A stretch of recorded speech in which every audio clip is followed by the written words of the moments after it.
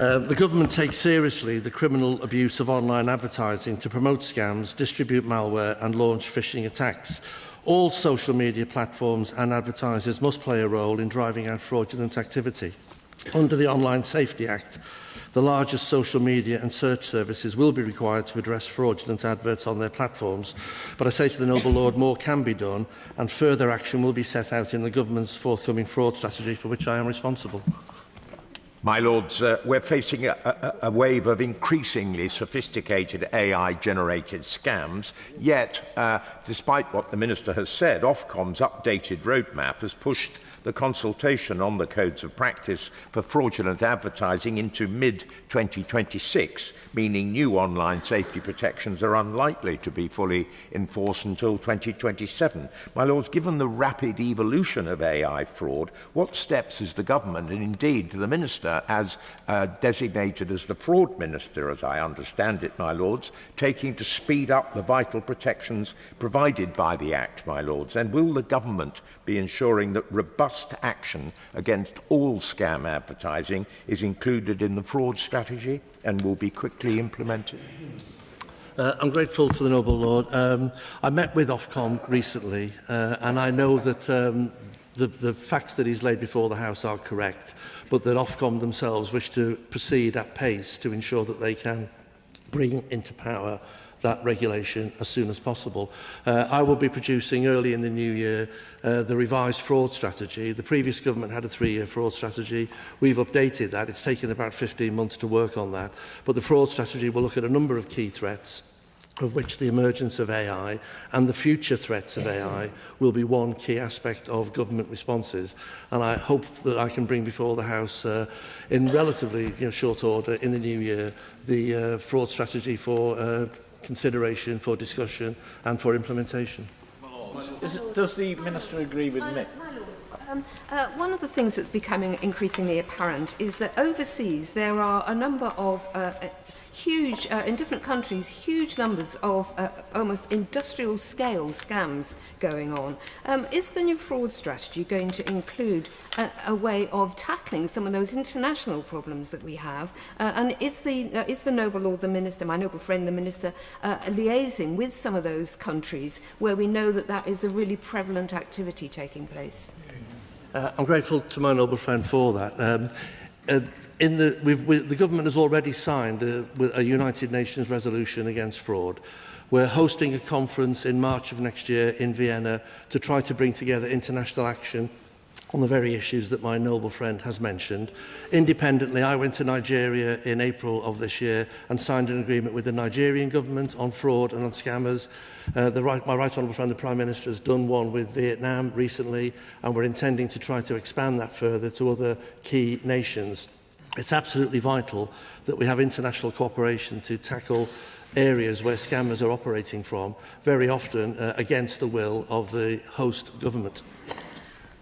My Lords, fraud is not falling despite all the efforts that have been put into it so far. The NCA, the National Crime Agency, estimates that 67% of fraud is cyber-enabled, and it says, and I quote, "Social media platforms are the key facilitator of authorised push payment frauds." And social media platforms and telecoms are the main route that fraud comes to this country from overseas scammers referred to by the noble Lady Jones.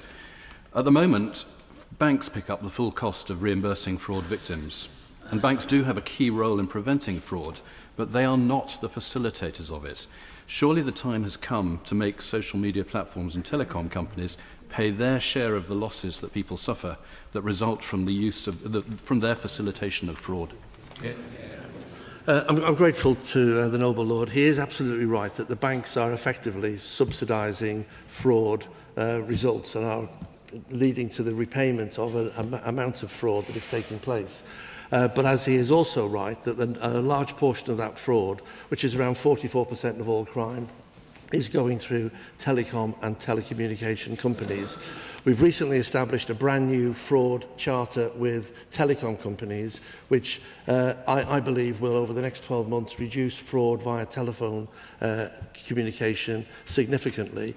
In the fraud strategy, we will be discussing with the fraud potential for reducing fraud through telecommunications and telecom platforms, and also through the platforms which, such as Meta, Facebook and others, which are a significant gateway to fraud.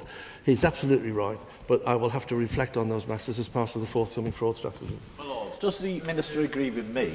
Sorry. Lords, could the Minister tell us what work the government are doing around protecting young people in particular? I've been contacted by a number of student-age young people who found themselves through social media caught up in money laundering. They sent a message saying their bank account be borrowed, the money is exchanged equitably as far as they're concerned, but then it's then investigated by the bank and found out to be money laundering, an offence they can never remove from their history. So is there a piece of work that the government could particularly do around protecting young people from money laundering? The Noble Lord is absolutely right. It's an area where the government has accepted that there is a challenge. There are resources going into educational opportunities, particularly targeted at university students, for them to avoid money laundering. I visited a scheme, as it happens in my home area of North Wales, some months ago, where educational opportunities were being undertaken by regional organised crime agencies to meet with students to explain how money laundering works and how they can become victims of money laundering without them actually realising they're involved in money laundering. So there's a great educational opportunity and we're trying to work through that, but self-evidently I will continue to look at what more can be done. Government ensure that the new fraud strategy leads to a genuine increase in fraud cases that are properly investigated and taken to court? And will the government make clear that success will be judged not by the volume of fraud cases reported, but by the convictions secured and the investigations opened and the charges made? The Noble Lady is absolutely right. And one of the things, again, trailing the fraud strategy that we're trying to do is to ensure that we have better criminal justice outcomes for investigations.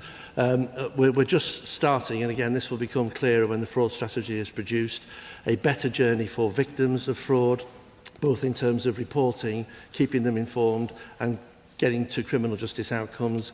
There's a real wish by the National Crime Agency in particular and the Serious Fraud Office to look at how we can bring criminals to justice.